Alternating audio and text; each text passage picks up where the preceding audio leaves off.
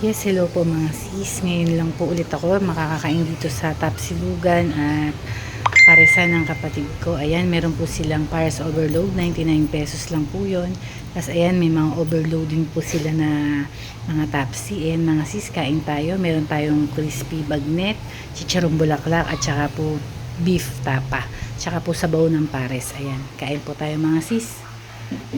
Ayan po. Nagutom po at marami po tayong inano ngayon, ginawa sa maghapon. Ngayon, na-miss ko pong kumain dito kala ate. Kasi madalas nung nakaraan po, nagkasakit yung asawa ko. Lagi po kami sa check-up tsaka sa bahay para mag-alaga po ako sa kanya. Ito po ngayon, para malibang po, naglakad ako papunta po dito sa Parisan Tapsilugan ng kapatid ko. Ayan, chicharong bulaklak po yun mga sis. Super lutong po. Talagang worth it po ang 99 pesos sa Pares Overload dito mga sis. Ito po sa Cabanatuan City. Pati po yung mga overload niyang mga tapsilog, mga silog meals niya. May mga combo po yan. Itong in-order ko combo po yan. May bagnet, merong chicharong bulaklak, meron pong beef tapa, egg, tsaka fried rice. Ano lang po, 199 pesos. Ayan po. Tapos tsaka po ang masarap nilang Pares soup. Ayan, beef po talaga ang lasa niya.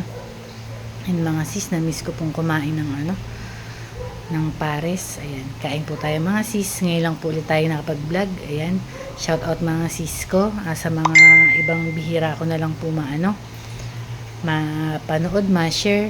Ayan po. Para po tayo malibang ulit. Balik vlog na po ulit ako ulit mga sis.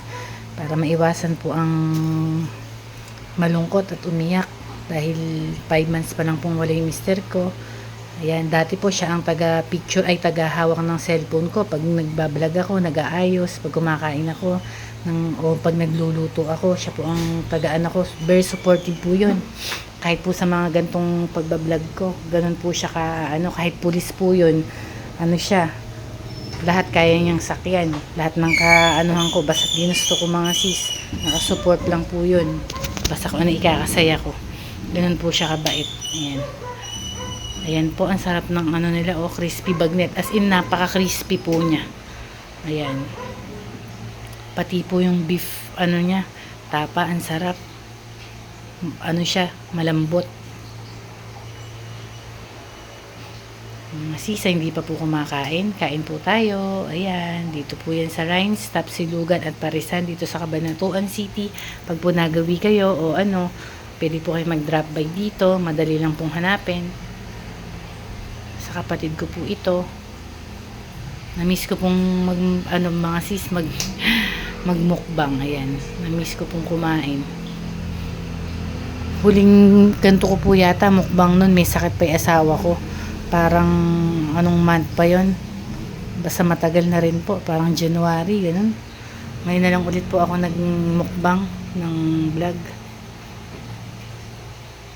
Ang sarap po ng sabaw nila, mainit na mainit, tapos lasang lasa po yung beef, tapos meron pong sobrang lambot na mga taba ng baka, ganun. Masarap po yan mga sis, kain po tayong lahat. Ayan, hello mga sis ko na dyan, mga idol. Kain po tayo. Sana po okay po kayong lahat. Ngayon lang po ulit ako nakapag-mukbang at ganito, nakapag-vlog. Ayan, naubos na po mga sis. Naubos ko po sis.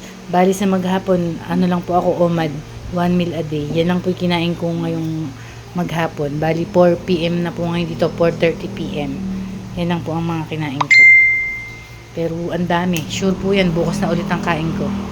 Ayan, marami rin pong mga customer pag gantong hapon at bumibili po ng take out, ulam nila or kumakain, dine in. Ayan mga sis, ang sarap po ng sabaw. Inuubos ko na lang yung mga sabaw mga sis. Ayan po mga sisi ko, mga idol. Na-miss ko po kayong lahat. Maraming salamat po mula noon po sa mga nanonood sa akin. Ayan po, ingat po tayong lahat mga sis. Tapos na po ako. God bless.